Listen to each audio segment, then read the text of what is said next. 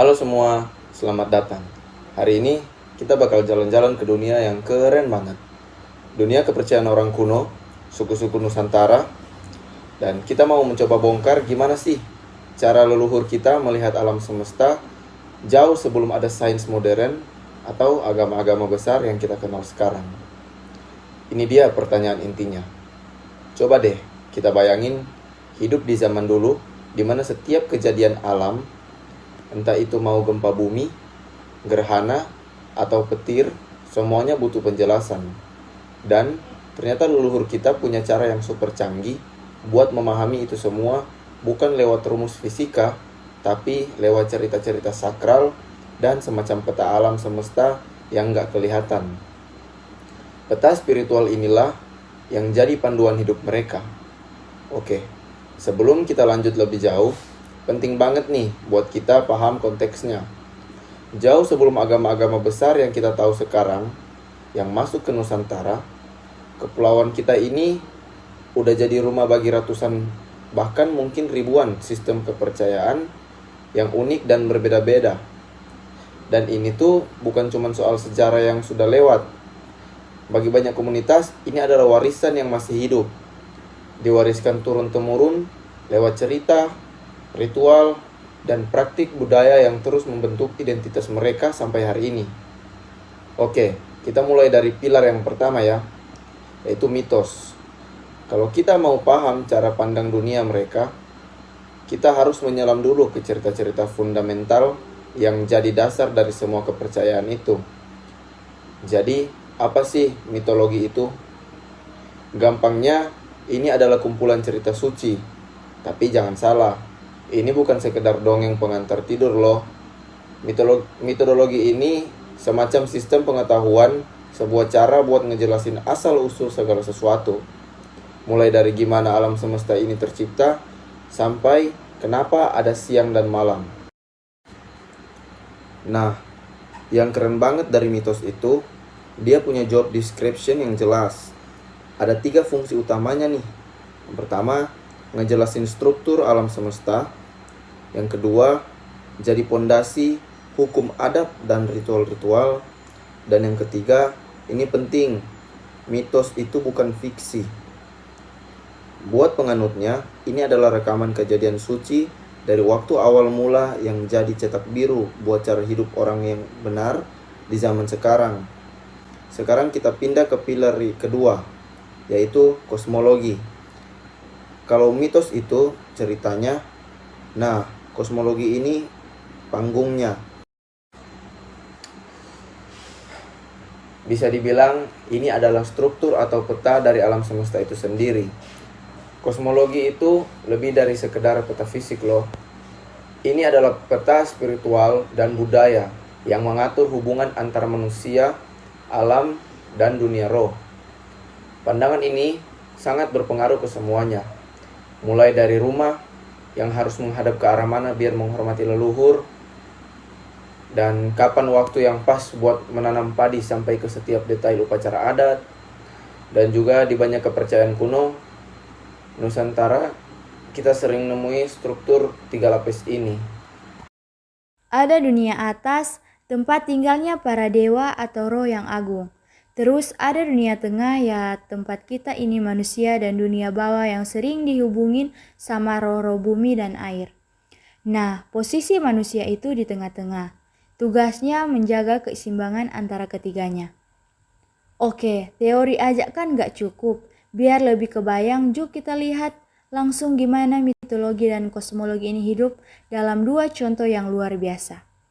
Kepercayaan keharingan dari suku Dayak dan Permalim dari suku Batak. Di sini kita bisa lihat nih beberapa perbedaan mendasarnya. Keharingan punya konsep dewa tertinggi, Dwi Tunggal yang mencakup alam atas dan bawah. Sementara itu, Permalim di Sumatera fokusnya ke 5 dewata utama, dan yang jadi pusat kepercayaannya adalah konsep tondi atau jiwa. Beda kan? Ini nunjukin gimana lingkungan dan sejarah yang beda bisa melahirkan cara pandang spiritual yang unik meskipun struktur dasarnya mirip. Coba deh lihat betapa detailnya dunia spiritual mereka. Dalam kepercayaan keharingan, dunia ini tuh dihuni sama macam-macam roh. Ada yang baik dan membantu kayak Tempu Tulon yang tugasnya jadi pemandu arwah orang mati. Tapi ada juga yang jahat dan mengganggu. Contohnya kayak selalu berinteraksi dengan hormat setiap hari. Coba deh kita renungkan sejenak, apa sih yang sebenarnya bikin kita ini hidup? Bukan cuma soal napas atau detak jantung, ya tapi esensi kekuatan yang ada di dalam diri kita. Nah, hari ini kita bakal jalan-jalan ke budaya Batak, coba buat nemuin jawaban mereka yang luar biasa unik. Pertanyaan ini, jiwa, roh, daya, hidup ini kan pertanyaannya abadi ya. Kayaknya semua manusia dari dulu selalu mikirin ini dan tiap budaya ini punya jawabannya masing-masing. Nah, kali ini kita akan gali lebih dalam satu jawaban spesifik yang super menarik dari Indonesia. Oke, kita mulai ya. Jawaban dari masyarakat Batak Toba untuk pertanyaan besar dari itu terangkum dalam satu kata yang kuat dan penuh makna. Tondi. Yuk kita beda bareng-bareng, apa sih sebetulnya tondi itu? Penting banget nih buat dipahami. Tondi ini lebih dari sekedar roh yang biasa kita bayangin. Ini adalah sumber kehidupan itu sendiri. Energi, kesadaran, kekuatan spiritual, semuanya berpusat di tondi. Dalam pandangan orang Batak, tanpa tondi yang kuat, hidup jadi enggak. Terus seberapa besar sih kekuatan tondi ini? Gini deh, coba bayangin tondi itu kayak baterai spiritual kita. Nah, apa yang terjadi kalau dayanya melemah alias lowbat? Atau yang lebih parah lagi, gimana kalau baterainya hilang sama sekali? Jadi begini cara kerjanya. Tondi itu bukan identitas dari luar yang menumpang di badan kita. Bukan. Menurut kepercayaan Batak, dia itu udah menyatu sama tubuh kita sejak kita dilahirkan. Dia mesin yang ngegerakin seluruh hidup kita dari awal banget sampai akhir. Nah, pertanyaan ini nih yang jadi inti dari banyak sekali kepercayaan dan juga ketakutan dalam budaya Batak. Soalnya, kalau tondi sampai bisa ninggalin tubuh itu, ini bukan masalah sepele. Ini udah krisis eksistensial, benar-benar soal hidup dan mati. Dan dampaknya itu serius banget. Mulai dari yang kelihatannya cuma lemah fisik, sampai yang lebih mengerikan kayak kerasukan roh jahat, sakit-sakitan, bahkan kematian. Pemicunya bisa macam-macam, ada trauma berat, rasa takut yang luar biasa. Makanya, ritual buat menjaga dan memanggil pulang tondi itu jadi sangat-sangat krusial. Dan yang kerennya lagi, konsep ini tuh nggak berhenti di manusia aja loh. Buat orang Batak, tondi ada di mana-mana. Di hewan, di tumbuhan, bahkan di benda-benda pusaka yang dianggap keramat. Ini nunjukin sebuah pandangan di mana segalanya itu hidup dan saling terhubung oleh satu energi spiritual yang sama. Keren banget kan? Oke, biar benar paham soal tondi, kita nggak bisa lihat dia sendirian. Kita harus zoom out sedikit dan lihat gimana posisinya dalam peta alam semesta versi masyarakat Batak. Karena tondi ini adalah bagian dari sebuah sistem kosmos yang jauh lebih besar dan kompleks. Sebelum lanjut, ada satu konsep penting lagi nih yang perlu kita bedain, yaitu sahala. Nah, gini gampangnya. Kalau tondi itu kayak daya hidup standar yang dipunyai semua makhluk, nah, salah ini ibarat versi premiumnya. Ini adalah karisma atau kekuatan spiritual istimewa yang biasanya cuma dimiliki oleh para pemimpin besar atau raja-raja. Oke, kita sudah lihat petanya ya.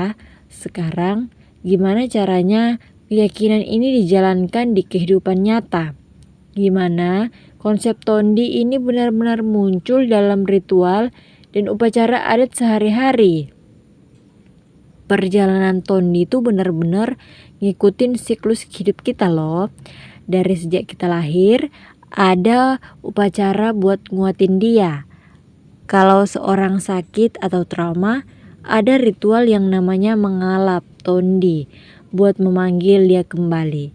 Dan bahkan setelah kematian, Tondinya tetap dihormati dan dapat tempat khusus.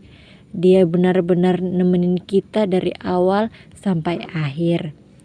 Nah, sekarang pertanyaan gini. Di dunia yang serba modern dan digital kayak sekarang, apakah konsep kuno seperti Tondi ini masih punya tempat? Jawabannya mungkin akan sedikit mengejutkan. Justru ini yang luar biasa. Walaupun agama-agama modern udah jadi bagian dari kehidupan, konsep Tondi ini gak lantas lenyap. Dia malah beradaptasi. Dia menyatu ke dalam filosofi hidup, ke dalam simbol-simbol adat, dan jadi bagian yang gak terpisahkan dan identitas orang lain, apalagi orang Batak sampai hari ini. Dimana sekarang makna Tondi itu berevolusi. Orang sering memaknainya secara metaforis, bukan cuma soal spiritualitas, tapi lebih jadi kayak semangat hidup, integritas, atau kekuatan batin seseorang. Jadi, kalau ada yang bilang punya Tondi yang kuat, artinya dia itu orang yang tangguh, punya pendirian, dan gak enak gampang menyerah. Jadi, kisah Tondi ini dari sekedar cerita tentang budaya Batak ini sebenarnya kayak cerminan buat kita semua. Coba deh kita renungin, keyakinan-keyakinan kuno apa dari budaya kita masing-masing yang mungkin tanpa kita sadari masih terus membentuk cara kita melihat dunia, cara kita mendefinisikan kekuatan dan semangat kita sampai hari ini. Sebuah pertanyaan menarik buat kita untuk bawa pulang kan?